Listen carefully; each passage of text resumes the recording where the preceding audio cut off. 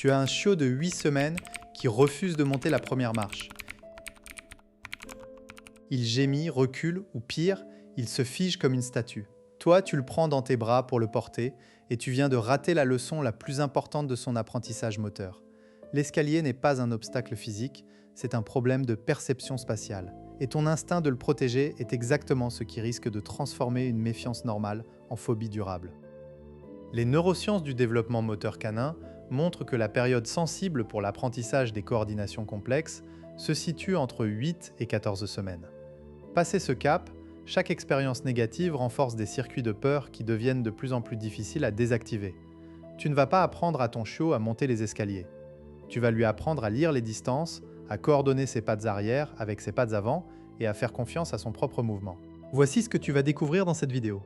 Pourquoi la méthode des récompenses classiques échoue systématiquement sur les premières marches, comment le système vestibulaire du chiot détermine son équilibre, et surtout, les 3 techniques précises que j'utilise avec mes clients pour que leur chiot monte et descende des escaliers en une semaine sans jamais le porter. Tu repartiras avec un protocole étape par étape, des mots exacts à prononcer et une compréhension scientifique de ce qui se passe dans le cerveau de ton chien quand il approche d'une marche. La croyance la plus répandue chez les propriétaires est qu'il faut rassurer le chiot en le prenant, en le caressant ou en lui parlant doucement. Pendant des années, les livres d'éducation canine ont répété « Ne forcez pas, encouragez avec des friandises, soyez patient ». Problème, cette approche ignore le fonctionnement du système proprioceptif du chiot. Quand tu le portes, tu lui enlèves toute opportunité d'apprendre où se trouvent ses membres dans l'espace. Quand tu le récompenses pour avoir posé une patte sur la marche, tu crées une association qui n'a rien à voir avec le mouvement lui-même. Le vrai problème n'est pas la peur des escaliers. C'est l'incapacité du chiot à traiter visuellement le décalage entre le plan horizontal du sol et le plan vertical de la marche. Les chiots naissent avec une vision immature, leur acuité visuelle n'atteint le niveau adulte qu'à 12 semaines. Avant cela, ils perçoivent les contrastes, mais pas les profondeurs. L'escalier est pour eux un trou noir, un vide. La peur que tu observes est une réponse adaptative normale. Le problème, c'est que ta réponse instinctive à cette peur, le porter, interrompt le processus d'apprentissage.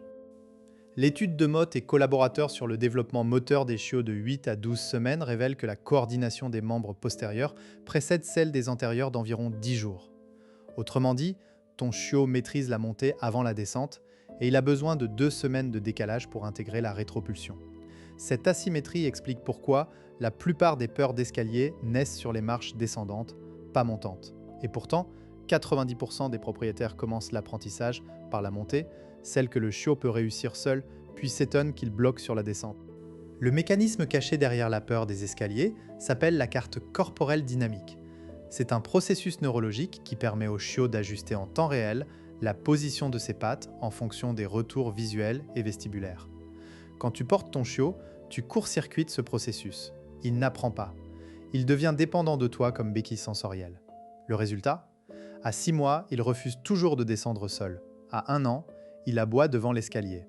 À 2 ans, tu dois le porter aux urgences parce qu'il ne peut pas monter chez le vétérinaire. Je vais te parler de Sophie, 34 ans, infirmière à Lyon, propriétaire de Nougat, un border collie de 9 semaines. Sophie avait tout lu sur l'éducation positive. Elle préparait des petits morceaux de fromage, s'accroupissait devant la première marche et disait « Allez Nougat, viens mon bébé, c'est bien, tu peux le faire ». Nougat regardait la marche, reculait, tournait en rond. Sophie répétait, plus doucement, plus lentement. Rien. Au bout de 20 minutes, Nougat s'asseyait et refusait de bouger. Sophie finissait par le prendre, le posait en haut de l'escalier et le récompensait abondamment. Le lendemain, même scène. Et le surlendemain. Au bout d'une semaine, Nougat avait pris l'habitude de s'asseoir devant la première marche et d'attendre que Sophie le porte. Le problème s'était installé. Nougat ne cherchait plus à monter, il cherchait à être porté. Sophie avait transformé un apprentissage moteur en un rituel de dépendance. Elle avait renforcé exactement le contraire de ce qu'elle voulait. Chaque fois qu'elle le portait, elle lui disait « Tu as raison d'avoir peur, je vais te protéger ». Le cerveau de Nougat enregistrait « L'escalier est le danger, je m'assois, mon humain me sauve ». J'ai demandé à Sophie de changer complètement de protocole. Pendant 3 jours, interdiction de porter Nougat. On allait travailler la perception des distances horizontalement d'abord, avant même d'aborder une marche. On a placé une planche large au sol, surélevée de 2 cm par des journaux. Nougat devait marcher dessus, s'arrêter au bord et attendre. Pas de récompense alimentaire, juste un oui calme quand il posait les 4 pattes sur la planche. Le but était d'activer son système proprioceptif sans déclencher de peur.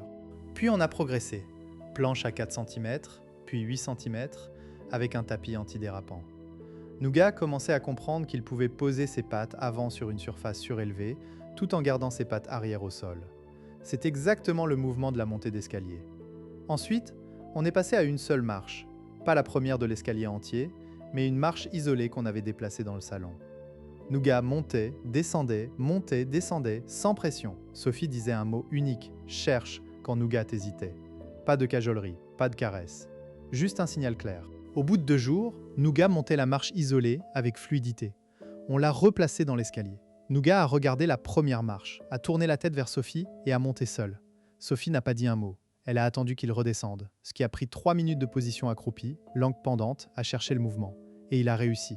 Ce qui a fait la différence, ce n'est pas la patience, c'est la suppression de l'intervention humaine. Sophie a arrêté de réparer la difficulté de Nougat. Elle a laissé le système d'apprentissage moteur de Nougat fonctionner. Ce que l'histoire de Sophie révèle, c'est que le déclencheur de la peur n'est pas l'escalier, mais l'incertitude du mouvement. Le chiot ne sait pas où poser sa patte arrière quand il descend, parce que son champ visuel ne couvre pas l'arrière-train. Il doit apprendre à utiliser ses récepteurs sensoriels dans les articulations, les propriocepteurs, pour estimer la hauteur. Et ça, une friande ne peut pas le faire. La seule chose qui fonctionne, c'est la répétition du mouvement en environnement contrôlé, sans interférence de ta part. Les signaux que tu dois décoder ne sont pas la queue qui s'agite ou les oreilles en arrière. Le vrai signal, c'est la position des pattes arrière par rapport au corps. Si ton chiot monte une marche et que ses pattes arrière restent en retard de plus d'1 seconde, il n'est pas prêt pour la marche suivante. Si ses pattes avant touchent la marche mais qu'il recule immédiatement, il a besoin de plus de travail de surface horizontale. Si tu vois qu'il lève la patte avant et la repose sans avancer, c'est un signe d'hésitation proprioceptive, pas de peur émotionnelle. Attention, ne confonds pas hésitation et panique. L'hésitation, c'est le chiot qui lève la patte, la maintient en l'air, regarde la marche, puis pose. La panique, c'est le chiot qui recule en gémissant, baisse les oreilles, montre le blanc des yeux. Dans le premier cas, tu laisses faire. Dans le second, tu recules toi-même. Tu éloignes le chiot de l'escalier et tu travailles des marches plus basses. Ne jamais forcer une descente en panique. Une seule expérience de chute et le conditionnement est fait pour des semaines. Les conséquences à long terme d'un mauvais apprentissage des escaliers sont massives, mais rarement identifiées comme telles. Un chiot qui n'a pas intégré la carte corporelle dynamique avant 4 mois développera souvent des peurs d'autres surfaces irrégulières. Les grilles d'égout, les pontons, les bateaux, le système vestibulaire n'est pas calibré pour les changements de plan. Les propriétaires consultent pour une peur du carrelage glissant ou des escaliers extérieurs, sans faire le lien avec l'apprentissage manqué des escaliers intérieurs. Plus grave, les troubles de la coordination posturale chez le chien adulte sont souvent attribués à des problèmes orthopédiques, mais une partie d'entre eux viennent d'un défaut d'apprentissage sensorimoteur pendant la période juvénile. Si tu portes ton chiot systématiquement, tu le prives du retour sensoriel nécessaire au développement de ses réflexes posturaux. À l'âge adulte, il sera plus maladroit, plus hésitant et plus sujet aux chutes, créant un cercle vicieux d'anxiété et de limitation. Je vais te donner 3 techniques concrètes que tu peux appliquer dès aujourd'hui. La première s'appelle le protocole de la marche fantôme. Tu as besoin de 2 planches identiques, larges d'au moins 20 cm, longues d'1 mètre. Tu poses une planche au sol, l'autre à côté, surélevée de 5 cm par des livres. Tu guides ton chiot de la planche basse vers la planche haute en plaçant ta main à hauteur de son poitrail. Ne le touche pas, mais crée une barrière visuelle pour qu'il lève la patte. Quand il pose les 2 pattes avant sur la planche haute, tu dis « oui » calmement et tu le laisses redescendre de lui-même. Pas de friande, pas de caresse. Tu répètes 5 fois de chaque côté. L'objectif est qu'il fasse le mouvement de montée sans ta main au bout de 10 répétitions. Voici un exemple concret avec mon client Pierre, 42 ans, commercial à Nantes, et son chiot Gatsby, un Golden Retriever de 10 semaines. Pierre avait essayé les friandises, les jouets, la voix aiguë, rien n'y faisait. Gatsby restait bloqué devant la première marche. En 3 séances de marche fantôme, 5 minutes chacune, espacées de 2 heures, Gatsby montait sur la planche haute sans hésiter. Pierre a alors retiré la planche haute et placé une marche réelle. Gatsby a monté du premier coup. La progression a été si rapide que Pierre a pleuré. Il était sur le point d'abandonner l'idée que Gatsby puisse un jour monter les escaliers. La deuxième technique s'appelle la rétropulsion dirigée. Elle est spécifiquement conçue pour la descente, qui est la difficulté majeure. Tu places ton chiot sur la deuxième marche en partant du bas, dos à l'escalier. Tu te mets derrière lui, face à lui. Tu poses tes mains de chaque côté de son corps, sans serrer, juste pour le stabiliser. Tu fais un bruit de lèvres. un petit pst, et tu recules ton corps de 30 cm. Le chiot doit suivre ton mouvement pour descendre une marche. Au moment où il pose ses pattes avant sur la marche inférieure, tu dis oui et tu t'arrêtes. Tu laisses son cerveau enregistrer la sensation des pattes arrière qui quittent la marche. Tu répètes 3 fois maximum, toujours en descendant une seule marche. Le piège à éviter: ne le regarde pas dans les yeux quand il descend. Le contact visuel direct inhibe le mouvement chez les chiots. Ils interprètent ça comme une demande d'attention, pas une permission d'explorer. Garde le regard fixé sur ses pattes arrière. C'est le seul point d'observation utile. Les propriétaires qui regardent la tête de leur chiot ratent 90% des informations. Si tu regardes la queue ou les oreilles, tu ne sais pas ce que font les pattes. Et les pattes sont la seule chose qui compte dans l'apprentissage des escaliers. La troisième technique est mon protocole préféré, la pyramide de marche mobile. Tu construis une structure de 3 marches avec des caisses en plastique stables de 10, 15 et 20 cm de hauteur. Tu places ces marches dans un endroit neutre, pas près de l'escalier réel. Tu entraînes ton chiot à monter et descendre ces 3 marches 5 fois par jour pendant 3 jours. L'astuce, tu changes l'ordre des marches chaque jour. Le chiot apprend à ajuster sa coordination à des hauteurs variables, ce qui généralise l'apprentissage bien plus vite que de répéter toujours la même hauteur. J'ai testé ce protocole avec Amélie, 29 ans, étudiante en médecine à Bordeaux, et son chiot Mocha, un Jack Russell de 9 semaines. Mocha était hyperactif et refusait catégoriquement les escaliers. Amélie avait peur de le laisser seul parce que son appartement était à l'étage sans ascenseur. En 4 jours de pyramide, Mocha montait et descendait n'importe quelle marche jusqu'à 25 cm. Le 5e jour, Amélie la présentait à l'escalier réel. Mocha la montait en courant. Le secret, c'est la variabilité des hauteurs. Le cerveau du chiot n'apprend pas d'une hauteur, il apprend un patron d'ajustement. Je t'entends déjà penser « Oui, mais si mon chiot a déjà 4 mois et qu'il refuse toujours ?» Ou encore « Mon chiot descend bien, mais il a peur du vide de la dernière marche ?» Ce sont des objections valides, mais elles viennent d'une confusion entre peur et immaturité sensorimotrice. Un chiot de 4 mois n'a pas peur de l'escalier, il n'a jamais appris à descendre. La preuve, si tu le poses en bas de l'escalier, il monte sans problème. Le blocage est unilatéral, ce qui élimine une cause émotionnelle globale. Le problème est moteur, pas mental. Pour la dernière marche, c'est encore plus simple. La peur du trou final vient du fait que le chiot voit le sol juste devant la marche, alors que son cerveau s'attend à une autre marche. Il hésite parce que le patron visuel est brisé. La solution: ajouter une marche factice, un livre épais posé devant la dernière marche pendant 2 jours, puis le retirer.